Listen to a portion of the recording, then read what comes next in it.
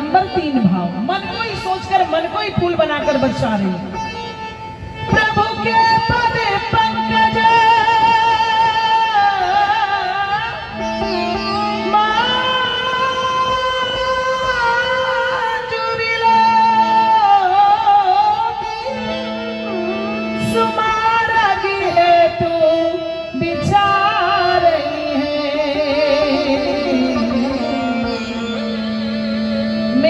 क्या है? हे महाराज, आप उस अयोध्या से आए हो जहाँ की प्रॉपर्टी को देखकर दशरथ धन सुन धनत लगाई,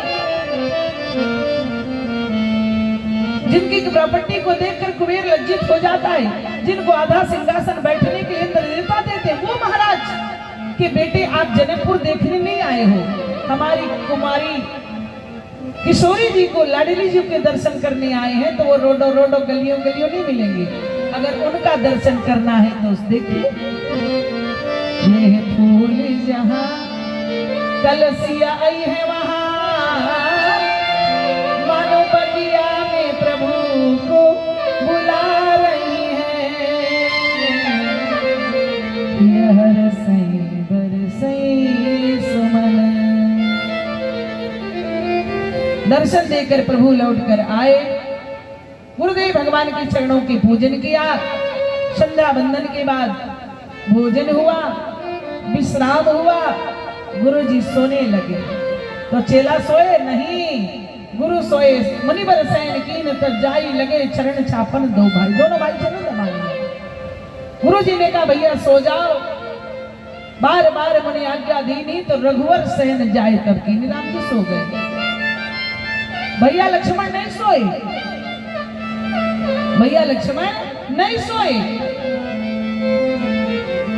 भाई ने कहा सो जाओ, लेकिन क्यों नहीं सोए? चरण दबा रहे हैं। छोटा भाई बड़े भाई का चरण दबा रहा है, सोए नहीं। ये भारत के भाई हैं। आज पूरा जिला के अंदर मुझे कोई भी सज्जन बता दे, है कोई छोटा भाई जो अपने बड़े भाई का चरण दबाता हो?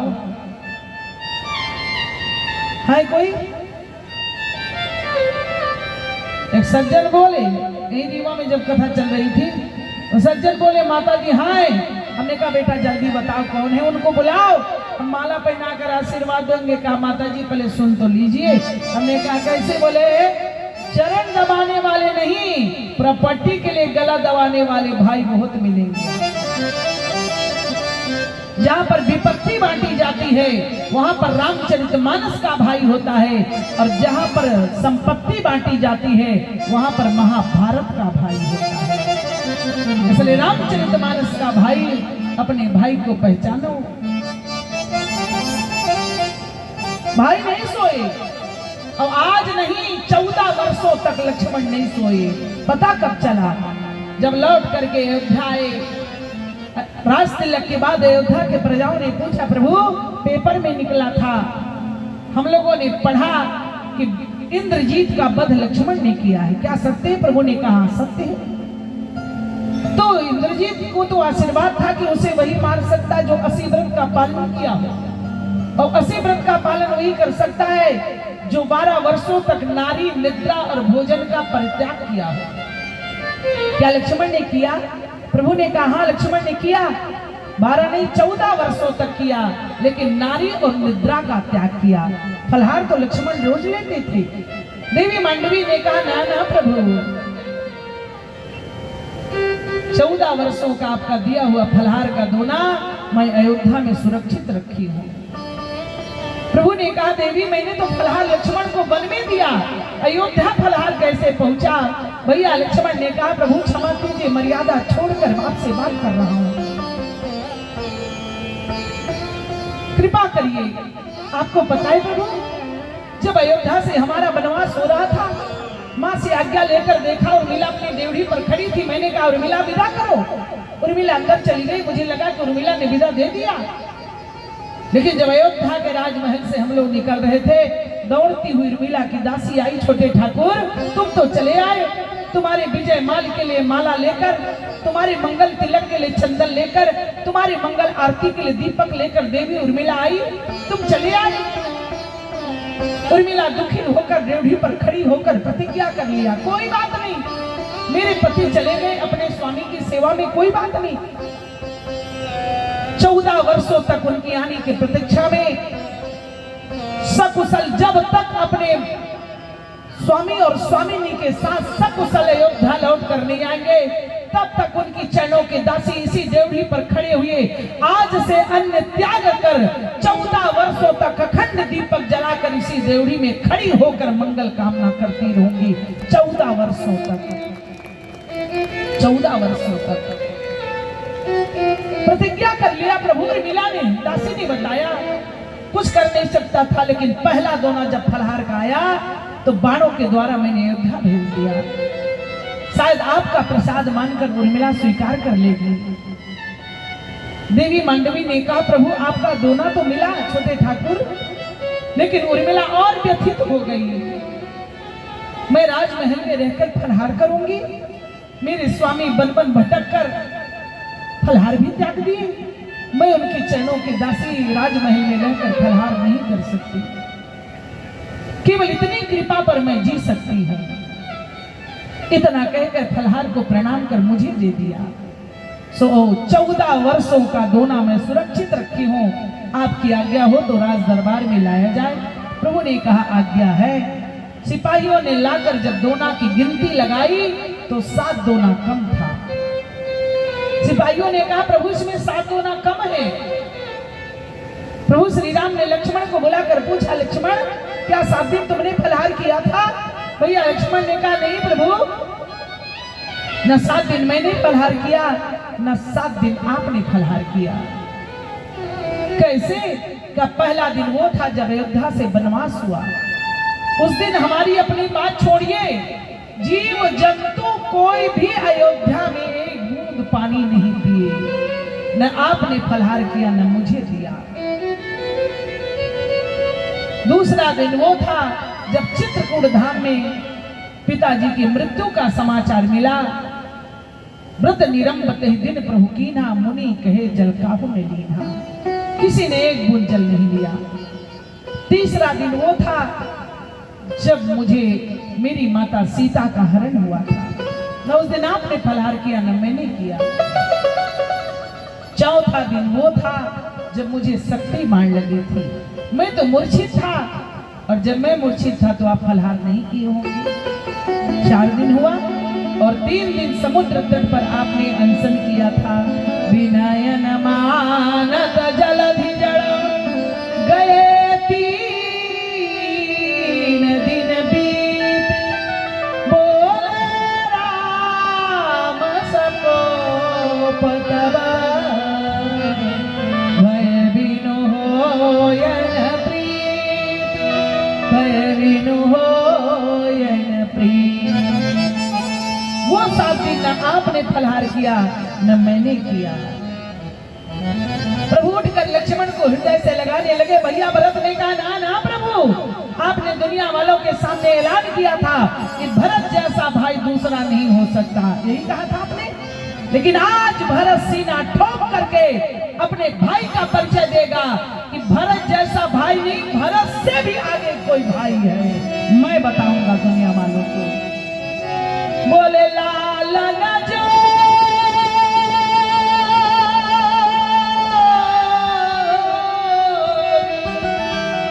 लखन लघु लोने,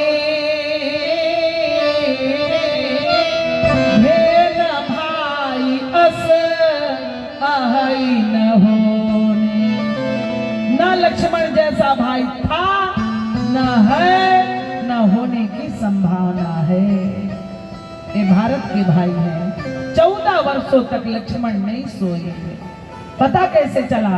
उठे लखन निशिवी गज सुनी, अरुण शिखा धुनि कानी, गुरुदेव पहले जगतपति, जागे राम सुजाने। जगने के बाद नित्य क्रिया से निवृत्त होकर गुरु के चरणों में आकर के पूजन किया। गुरुदेव भगवान ने कहा राघव भैया पूजन का समय हो गया है, फूल ले आइए। गुरु की आज्ञा से जैसे राम और लक्ष्मण चले, बाबा ने लिखा जैसे ही दोनों भाई चले, बोले समय जाने गुरु आय सुदीना।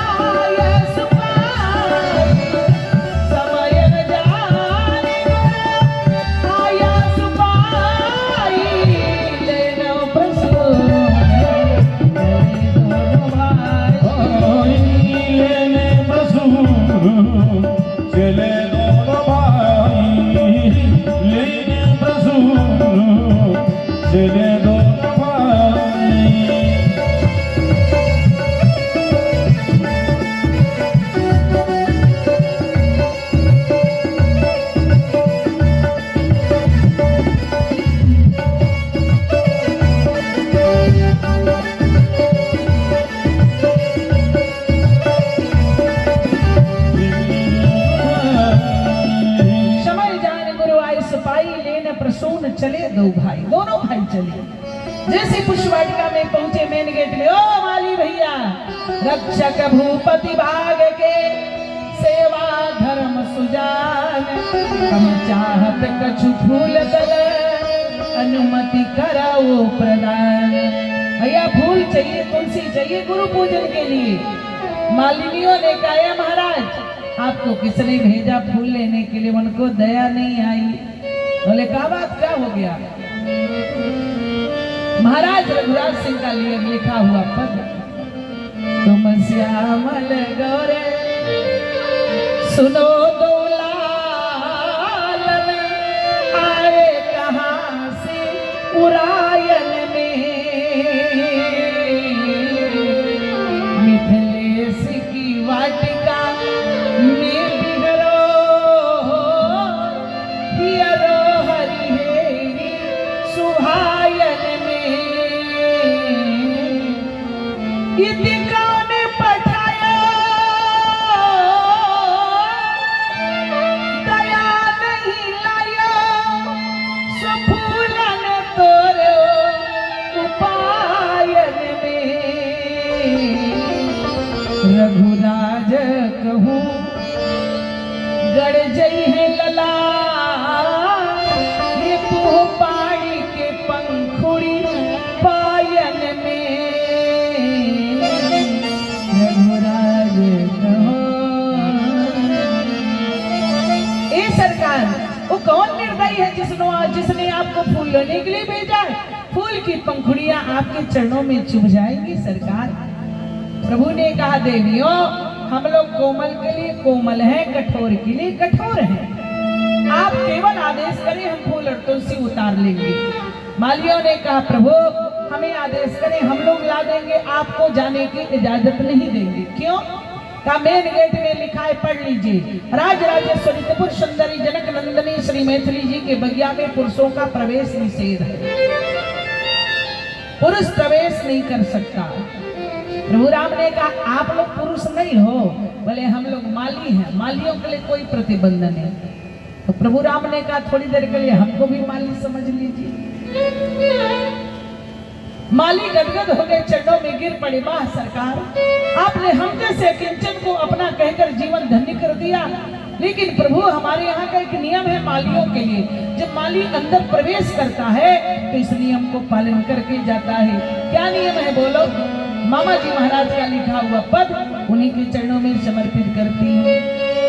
हो रघुलाल कहिए आपनो निहाल कीन्यो, मैं जाओ बलिहारी ये प्यारी नवल चिन्हारी। अरे लीजे मन माने फूल रुचि के अनुरूप लाल, गेड़ा गुलाब गली जूठी का निवारी। आग्रह किंतु एक नाथ बिलग न मानिए जो, राखियो मर्याद या विदेह फुलवारी की। नारायण बाग में प्रवेश करबे के पूर्व बस एक बार बोलो जय जनक दुलारी की। जनक नंदनी की जयकारा लगाना पड़ेगा। भैया लक्ष्मण ने कहा मसदी रघुवंशी ठाकुर हम जय बोलेंगे, बिना फूलाई के गुरु बाबा के पूजा कर लेंगे, लेकिन जय वह नहीं बोलेंगे। राम जी ने कहा थोड़ा शांत रहो ना, हमसे बात, हमको बात करने दो। कहा बात कर लीजिए, जय मत बोलिए। कहा भैया बिना जय बोले काम नहीं चलेगा। कहा बिल्कुल नहीं, जय बोलना पड़ेगा। राम जी ने कहा लक्ष्मण वैसे कोई दिक्कत है नहीं, हम हैं तुम हो माली और मालिन, धीरे से जय बोल दिया जाए, क्या दिक्कत। कहा बिल्कुल मत बोलिए, वरना जीवन भर जयकारा लगाना पड़ेगा, जीवन भर, इसलिए जय मत बोलिएगा। बड़ी समस्या मालियों से। राम जी ने कहा धीरे से बोल दो। लक्ष्मण ने कहा धीरे से बोलिए चलो। प्रभु राम ने पूछा कैसे जयकारा लगाने। मालियों ने कहा बोलिए जनक नंदनी की जय। प्रभु श्री राम ने कहा नंदनी की जय। मालियों ने कहा साहब हम लोग विदेह नगर में रहते जरूर हैं, लेकिन हम लोग विदेह नहीं है, विदेह हमारे राजा है। मतलब कि आपने हमारी नंदनी की जय नहीं बोली। आपके गुरुदेव वशिष्ठ जी महाराज के गाय का नाम सुरभि, सुरभि की बेटी का नाम नंदनी है, आपने उस नंदनी की जयकारा लगाया। लक्ष्मण ने कहा इसलिए मैं कह रहा था झंझट में मत पड़िए, लेकिन मानता का तुम शांत रहोगे। काम तो शांत है, खड़े हमसे काम मतलब जय मत बोलिए, वरना अयोध्या की चली जाएगी। राम जी ने कहा लक्ष्मण धीरे से ना बोलो। वालियों ने कहा भैया बोलना तो पड़ेगा। लक्ष्मण ने कहा एक युक्ति है मेरे पास। बोले क्या? अगर मैं जय बोलूंगा तो काम चलेगा? का बिल्कुल चलेगा, लेकिन जो जय बोलेगा वही प्रवेश पाएगा, जो नहीं बोलेगा वो प्रवेश नहीं पाएगा। राम जी ने कहा कोई दिक्कत नहीं। लक्ष्मण ने कहा थोड़ी देर 5 मिनट आप विराज जाइए, मैं यूं गया जय बोलकर तुरंत पुष्प लेकर आता। राम जी ने कहा मैंने तुमसे कहा था बहाना फूल का है, सरकार तो किशोरी जी का दर्शन करने आए। चमन की सैर का था नाम, फूलों का बहाना था। चमन की सैर का था नाम, फूलों का बहाना था। असल में लक्ष्य तो मेरी लाडली का दर्शन पाना था। हजारों वाटिका रमणीय है प्रभु इस जनकपुरी में। हजारों वाटिका रमणीय है प्रभु इस जनकपुरी में। सभी को छोड़ के सरकार इस बगिया में आना था। असल में लक्ष्य तो मेरी लाडली का दर्शन पाना था। न पूछा किसी से आप सीधे ही चले आए। अरे पूछ तो लेते। न पूछा किसी से आप सीधे ही चले आए। हे महाराज तुम्हें मालूम था सरकार ये गुलशन तो जनाना था। असल में लक्ष्य तो मेरी लाडली का दर्शन पाना था। महाराज जय तो बोलना पड़ेगा। राम जी के लक्ष्मण धीरे से बोल दूं, धीरे से बोलिए। प्रभु राम ने कहा बोलिए, अब की बार सब लोग बोलिएगा। जिसने माँ का दूध पिया हो तो माँ की जयकारा जरूर लगाइएगा।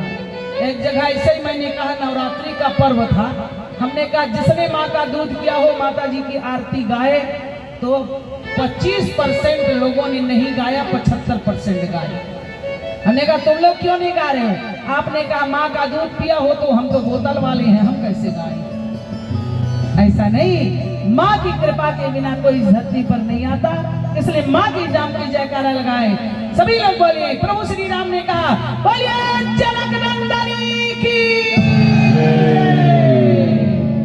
मालियों ने कहा जय हो सरकार की, जय हो सरकार की। जैसे राम जी जल्दी से चरण उठाए बगिया के अंदर जाने के लिए, एक दूसरी माली है महाराज रुक जाइए। क्यों, क्या बात है? हे रघुनंदन सुनियो हम बागे भीतर जाने। हे रघुनंदन सुनियो हम बागे भीतर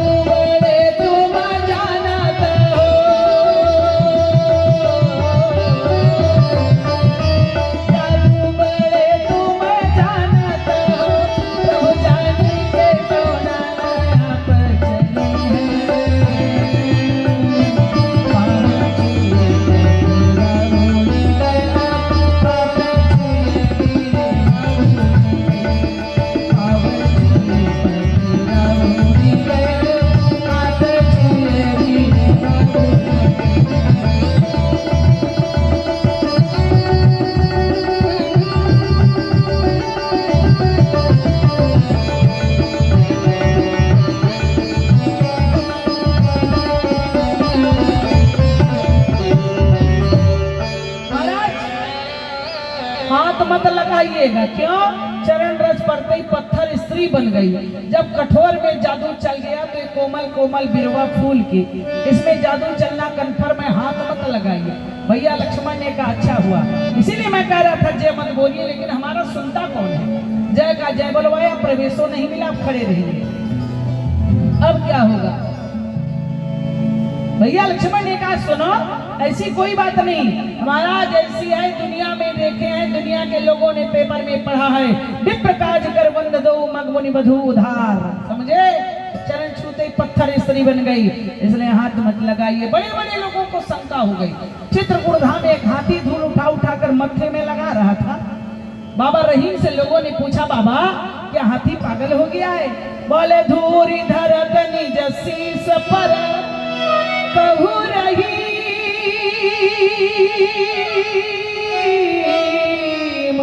की काज। हाथी पागल हो गया? बोले नहीं, जय रज मुनि पत्नी तरी सोई ढूंढत गजरा।